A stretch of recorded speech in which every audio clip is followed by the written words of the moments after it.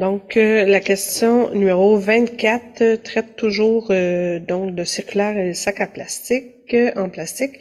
Nous provient de Monsieur Charles Monpetit et donc elle est adressée à Madame la mairesse. Vendredi dernier, lors de la Marche mondiale pour la justice climatique, vous avez déclaré « Les politiciens doivent faire preuve d'audace et penser aux générations futures ». Vous avez ajouté que ça vous encourage à aller encore plus loin.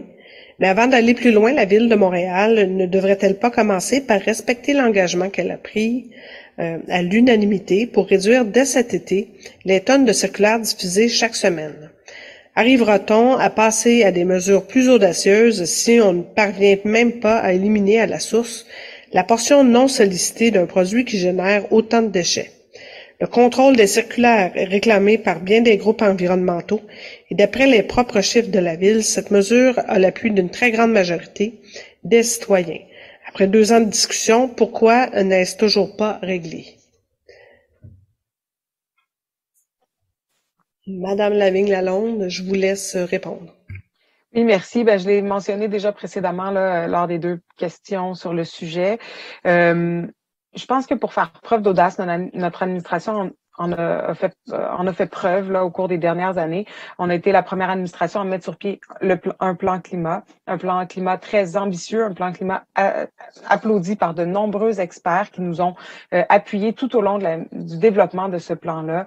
La même chose pour le plan de gestion des matières résiduelles qui remettait la réduction à la source comme première action, comme premier élément.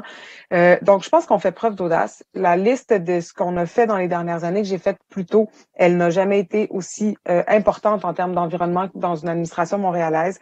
On a mis sur pied un test climat pour les décisions de la Ville. On travaille sur un budget carbone. On a commencé à planter les arbres qu'on a dit qu'on planterait alors que le plan a été déposé seulement au mois de décembre. Donc, dans les derniers mois, on a déjà commencé à mettre plusieurs actions de ce plan en œuvre pour démontrer justement que c'est sincère et qu'on veut y travailler et qu'on veut réellement atteindre les objectifs fixés dans ce plan.